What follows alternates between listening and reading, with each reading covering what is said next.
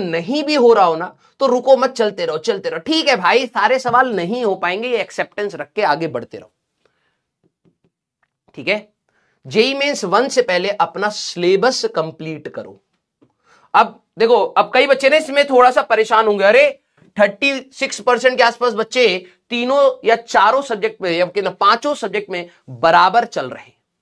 बेटा अभी आपकी लड़ाई, सही बता रहा हूं ईमानदारी से, अभी आपकी लड़ाई इस बात पर नहीं है कि आप कितने खतरनाक सवाल सॉल्व कर रहे हो। अभी आप सभी लोगों की लड़ाई यह है कि आप अपने टाइम को कैसे मैनेज कर रहे हो, कि जो सिलेबस आगे का हो रहा है उसके साथ आप अपना रिवाइज करते हो जा रहे हो। ठीक है, मैं मानता हूं प्रैक्टिस बहुत ज्यादा अभी नहीं हो पाती, और यह कहानी सभी के साथ हो रही है, ऑफलाइन के साथ भी ऑनलाइन के साथ भी। और इसका कारण ऑफलाइन या ऑनलाइन नहीं है, इसका कारण सिर्फ एकमात्र यही है कि हमें 11वीं और 12वीं का इतना अफरात सिलेबस इतने कम टाइम में खत्म करना है। समझ रहे हो? तो आप सभी लोग ना जब अपने घर पर बैठ के तैयारी कर रहे होते तो आपको लगता है कि यार पता नहीं मेरा सिलेक्शन होगा या नहीं होगा। ठीक है, मैं इतने सवाल तो नहीं लगा पा रहा हूं, मेरी प्रैक्टिस नहीं हो पा रही है, मैं जेईई मेंस के ज्यादा सवाल नहीं लगा पाया, क्लास में जो बताए बस उतने ही कर रखे हैं, पता नहीं उसका कितना एडवांटेज होगा या नहीं होगा। मैं मानता हूं ये सारे डाउट्स आपके आते होंगे। ठीक है, लेकिन एक बार अपना इमोशनल फ्रंट साइड कर दो कि तुम्हारे साथ कितनी दिक्कतें चल रही हैं, एक बार प्रैक्टिकल फ्रंट देखो। यार 24 घंटे अगर हमारे पास है तो सभी बच्चों की क्लासेस भी तो चल रही हैं। 7-8 घंटा नॉर्मल, अभी तुम ऑफलाइन में भी, आप में से कई सारे दोस्त आपके होंगे, जरा मुझे एक बताइए, क्या आप सभी लोगों ने अपने ऑफलाइन फ्रेंड्स से भी बात करी है? क्या उनके ऊपर भी क्लासेस का लोड आ रहा है, हाँ या ना? ऑफलाइन में भी ना बेटा यही सेम लोड है। एंड जब मैं अपनी तैयारी कर रहा था ना, मुझे ये फील होना स्टार्ट हो गया था, बिलीव मी। पता नहीं आप, अब मैं ये बात नहीं बोलूंगा, ठीक है, लेकिन मैं इनडायरेक्टली अपनी जर्नी बोल देता हूं। ठीक है, जब ये वाला टाइम आया था ना, ऑल्दो मैं भी बहुत ज्यादा डिस्ट्रैक्टेड था, मैंने आप सभी लोगों को बताया कि मैं 9 दिसंबर के आसपास से पढ़ना अपना फुल फ्लेजेड स्टार्ट किया था।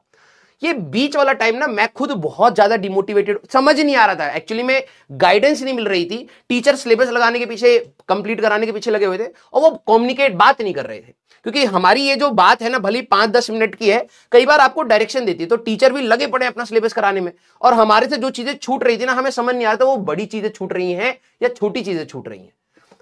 हमें हर दिन डीपीपी मिलती थी, मेरे से हो ही नहीं रही है, और मेरे से छूट भी रही है। मैथ्स तो मेरा पूरा खराब होता जा रहा था, फिर फिजिक्स और केमिस्ट्री थोड़ा बहुत होल्ड था, उसमें भी मैं सारे क्वेश्चन नहीं लगा पा रहा था।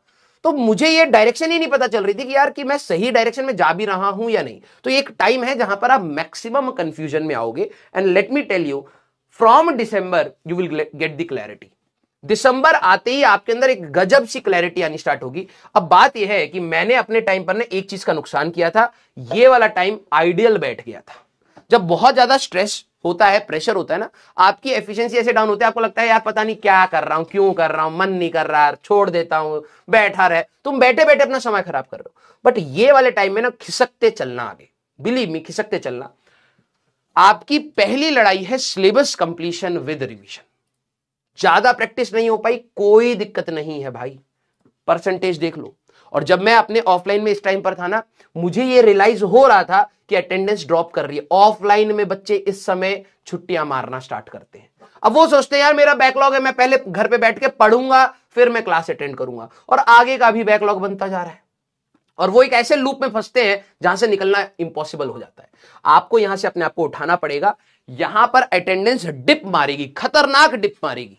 अब आप लोग ऑनलाइन में तो आपको पता नहीं लग रहा, लेकिन अगर आप सभी लोग ऑफलाइन में बैठे होते ना, तो आपको दिखता कि जो पहली क्लास में जो बच्चों की भीड़ थी, जो मोटिवेशन था, जो एनर्जी थी, ऑफलाइन के इस टाइम से अब दिसंबर तक के टाइम में बच्चे चुप, टीचर के 2 क्लासेस के बीच में जो गैप होगा ना, बच्चे चुप, सुस्त बैठे पड़े, समझ नहीं आ रहा, स्ट्रेस में।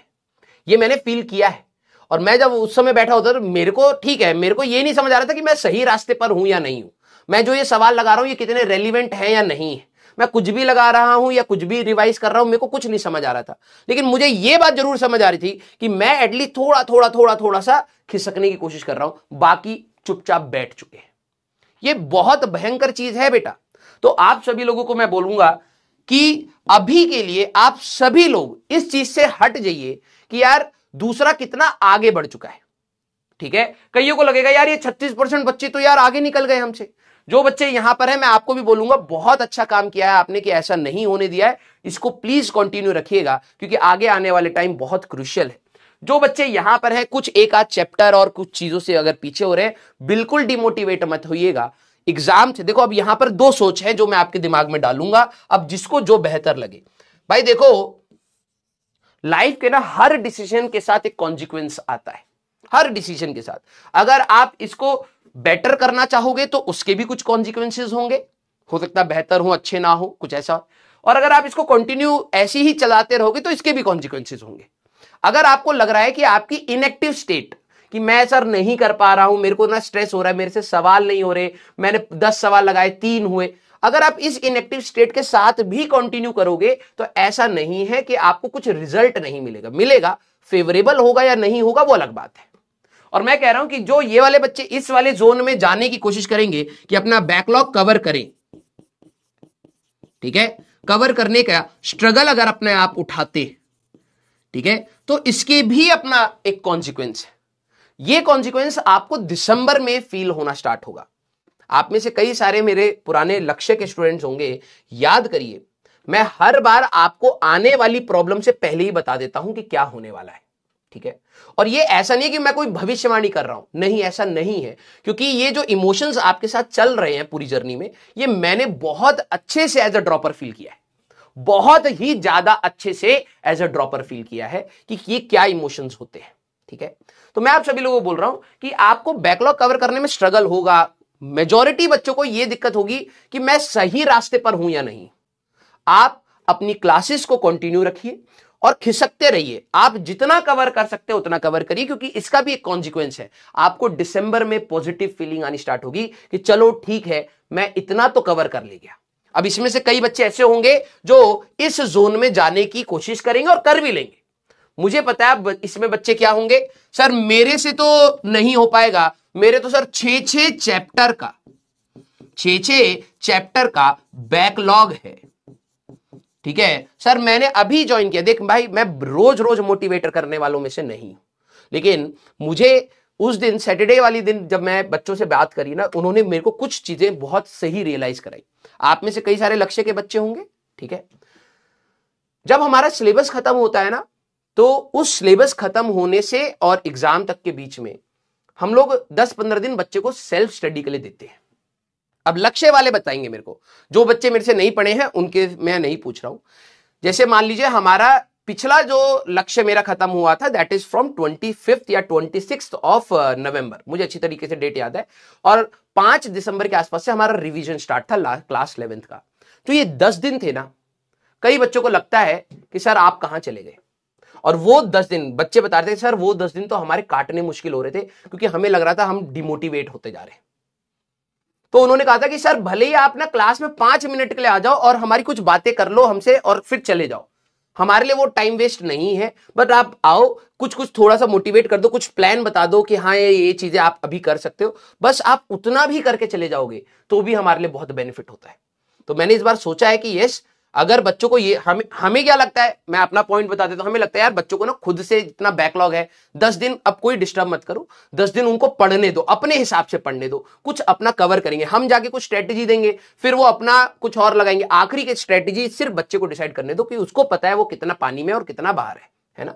लेकिन यस, वहां पर इस बार हम कोशिश ये करेंगे बेटा हम रोटेशन में डेफिनेटली आपके साथ आए, कम्युनिकेट करें और आपको अकेला फील ना होने दें। आखिरी दिन हम लोगों का इंटेंशन आपको अकेला छोड़ने का नहीं होता बेटा, हम लोग आखिरी तक या तो यूट्यूब पे या कहीं पर भी हम प्रेजेंट रहते हैं, लेकिन वो वाला जो टाइम है उसका हम लोगों का इंटेंशन ये होता है कि बच्चा अब खुद से रिवाइज कर ले, कुछ दिन अब कोई डिस्टर्ब ना करे, अपनी सेल्फ स्टडी लगाए, रिवीजन करे, शॉर्ट नोट्स बनाए, प्रैक्टिस करे, जो करना है करे। अब 10-15 दिन बच्चे के, ठीक है। लेकिन यस, अगर आप सभी लोगों को वो रिक्वायरमेंट है कि सर बस आप आ जाओ, थोड़ी सी बात कर लो कि ये इंपॉर्टेंट है ये नहीं है, इसको ऐसे कर लो इसको ऐसे कर लो, फर्स्ट शिफ्ट जिसकी है उसके लिए कैसे तैयार करें, जिसकी लास्ट शिफ्ट है उसमें क्या क्या चीजें और इनकॉर्पोरेट करें, तो ये सारी चीजें हम लोग इस बार आपसे कम्युनिकेटेड रखेंगे, ठीक है। जो बच्चे इस वाले कैटेगरी में हैं, बिलीव मी बेटा, मैंने हर बार बोला है हर एक्शंस के साथ कुछ कॉन्सिक्वेंसेस होते हैं, कभी बेहतर होते हैं कभी खराब होते हैं। अगर आपका बैकलॉग है, पहली बात तो कोशिश करिए आप इधर जाए, फर्स्ट प्रायोरिटी आपकी ये होनी चाहिए। लेकिन मान लेता हूं कि अभी भी आपकी तबीयत खराब होनी बाकी है, क्योंकि फ्यूचर में तो कुछ भी हो सकता है, घर पे कोई सिचुएशन आनी बाकी है, पढ़ाई में डिस्टर्बेंस होनी अभी भी बाकी है, तो आप आइडल सिचुएशन में मान के चल रहे कि मैं 6 चैप्टर या 7 चैप्टर ये जनवरी तक निपटा लूंगा, और मान लो नहीं हो पाए, जैसे मैंने भी सैटरडे को प्लान किया था मैं रिकॉर्ड कर लूंगा, नहीं हो पाया, दिस इज लाइफ, ठीक है, we have to adjust according to it. तो कुछ चीजें अगर ना हो पाए तो उसका लोड मत लो। मैं अपनी जर्नी में बता रहा हूं, देखो मैंने मैथ्स तो छोड़ी ही छोड़ी, मतलब मैं ये नहीं कह रहा पूरी छोड़ दी, कुछ कुछ जो समझ आया वो अपने हिसाब से करा, ठीक है। फिजिक्स और केमिस्ट्री मेरा एक इंटरेस्ट पॉइंट था, तो ऐसा नहीं है कि केमिस्ट्री जो मेरा इंटरेस्ट पॉइंट था या फिजिक्स मेरा इंटरेस्ट पॉइंट था, मैंने 100% पढ़ के गया, उसमें भी छूट गया भाई मेरे से रिडॉक्स छूटा केमिस्ट्री का, थर्मो छूटा मेरे से केमिस्ट्री का, और ये जो हमारे पास वो लेंथेनॉइड एंड एक्टिनॉइड वाली जो वो होती है पीरियोडिक, वो छोड़ा मैंने बहुत सारी अच्छी खासी चीजें छोड़ के गया, ठीक है। बायोमोलिक्यूल्स ये सारी चीजें मैं पढ़ा ही नहीं, क्योंकि कोटा में जनरली इसको उतना फोर्स से नहीं पढ़ाते, तो हम लोगों ने सोचा यार आते ही नहीं होगा, इतने PYQs नहीं होते थे कि एनालाइज कर लें कि भाई आते हैं, ठीक है। उसमें जो टीचर ने करा दिया, नहीं तो शीट लगाते थे, ठीक है। तो मैंने उसमें भी छोड़ा, फिजिक्स में भी मैंने बहुत सारी चीजें छोड़ी, मैंने वेव्स छोड़ा, अपना SHM छोड़ा, अपना ऑप्टिक्स छोड़ा। अब ये कोई बोल दे कि भाई ये चीजें छोड़ के गया है बंदा तो सिलेक्शन होएगा कैसे, इसका हो गया, ठीक है, मैं मानता हूं इतना अच्छा नहीं हुआ कि भाई मैं टॉप 100 टॉप 500 में आ गया, ठीक है, पीछे हुआ, क्योंकि इसके भी कॉन्सिक्वेंसेस थे। अगर भाई ऑप्टिक्स के ऊपर 3 सवाल आए मेरे जेईई एडवांस के पेपर में, मैंने नहीं करे, हो सकता है उनमें से एक आसान था वो मैं कर लेता, कुछ तो आगे बढ़ता ना, तो उसका कॉन्सिक्वेंस मैंने अपनी लाइफ लॉन्ग झेला है, ठीक है। अब वो बेहतर है नहीं है वो अलग बात है, लेकिन यस कोशिश में अगर और करता तो शायद मैं इसको कर लेता। अगर नहीं हो पाया तो भाई कोई ऐसा नहीं है कि आपका सिलेक्शन 100% सिलेबस पढ़ने से ही होता है, बिल्कुल नहीं। आप जितना पढ़ रहे हैं बेहतरीन तैयारी करिए कि उसमें कोई कमी ना रहे। आप कम पढ़ रहे हैं कोई दिक्कत नहीं, लेकिन हाँ ऐसे चैप्टर्स को जरूर पकड़िए जिनका वेटेज अच्छा है, उसमें आप और एक्स्ट्रा चैप्टर नहीं पढ़ रहे कोई दिक्कत नहीं है, लेकिन यस उनको बहुत अच्छे से तैयार करिए कि आपका अगर कोई सवाल आ रहा है तो आप सोच पा रहे हैं, कलम चला पा रहे हैं। क्लियर? यस।